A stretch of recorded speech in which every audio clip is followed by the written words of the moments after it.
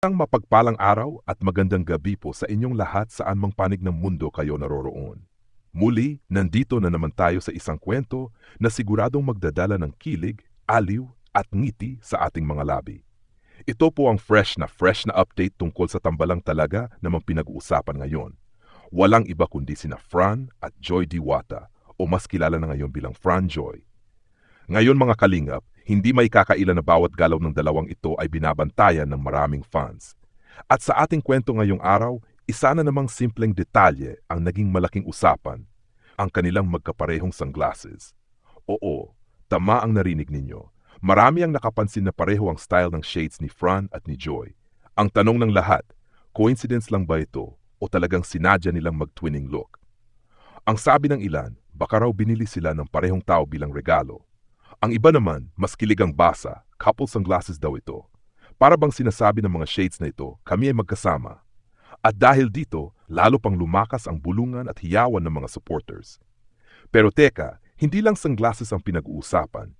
Dahil huling-huli rin sa CCTV ang matamis na eksena ng hatid sundo ni Fran kay Joy. Hindi lang basta sabay silang umalis, kundi sabay din silang umuwi. Talagang ramdam na ramdam ang effort ni Fran na siguraduhin ang kaligtasan ni Joy. Hatid sundo, alalay sa lakad, at siguradong hindi iwanan hanggang mauwi. Sino ba naman ang hindi kikiligin sa ganitong senaryo? At kung isipin natin, hindi ito basta simpleng galawan lang. Sabi nga ng mga nakasaksi, parang kusang-kusa si Fran sa kanyang ginagawa. Walang utos, walang pakiusap, pero nanduan siya palagi para i-assist si Joy. Kapag may lakad, magkasabay. Kapag may event, siya ang alalay. At kapag uwian na, siya rin ang siguradong kasama. Napaka-genuine at natural ng kilos, mga kalingap. Sa totoo lang, pati pamilya ni Fran ay tila nakapansin na rin. May mga pagkakataon raw na tinatanong siya, Fran, nasaan si Joy? At kapag naririnig iyon, simple lang ang sagot niya. Minsan ngiti lang, minsan naman tahimik pero halatang may tinatagong kilig. Para bang kahit walang sabihin, kita sa mga mata niya ang sagot. At eto pa ang nakakatuwa, mga kalingap, mismong ama ni Fran ay nagpapakita ng suporta. Sineshare pa nito ang mga posts tungkol sa tambalan ng anak niya at ni Joy. Ibig sabihin, hindi lang mga fans ang boto, kundi pati pamilya mismo ay tila proud at masaya sa kung anong meron sa pagitan ni na Fran at Joy. Ang ganda, hindi ba? Supportive family plus supportive fans, kumpletong sangkap para sa isang matibay na love team. Balikan natin ang isa sa pinakakilalang moments nila, ang event sa Velvet Watch launching. Doon, magkasama silang dumalo at sabay na humarap sa mga tao. Kitang-kita ng lahat ang chemistry nila. Si Joy, medyo nahihiya at kinakabahan, pero nandiyan si Fran, laging handang sumalo at magbigay lakas ng loob. Kalma lang Joy ang sabi ng ilan kasi ramdam naman ng lahat na hindi siya nag-iisa.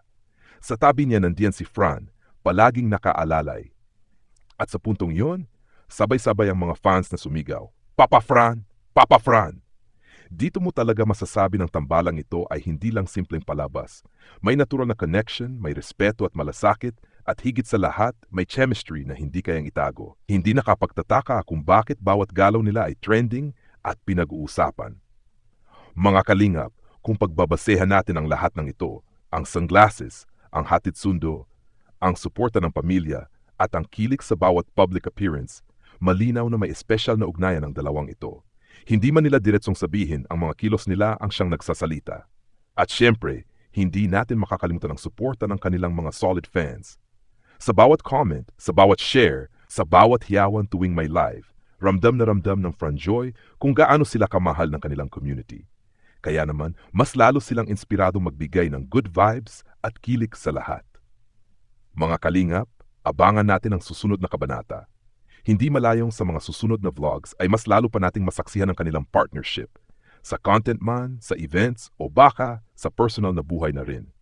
Pero sa ngayon, sapat na muna ang maliliit na senyales na ito para patuloy tayong kiligin. Kaya lagi tayong nakaabang sa uploads ni na Kuya Val, Kalingap Rob, at syempre sa mga videos kung saan tampok ang Fran Joy. Dahil sigurado, bawat minuto ay may pasabog ng kilig at inspirasyon. Mga kalingap, maraming salamat po sa inyong suporta. Huwag po nating kalimutan na patuloy na tangkilikin ang ating mga vloggers dahil bawat like, share at subscribe ay malaking tulong hindi lang sa kanila, kundi pati na rin sa mga beneficiary na natutulungan nila. Hanggang sa muli, mga kalingap, Mag-ingat po kayo palagi at lagi nating tatandaan, we love Franjoy.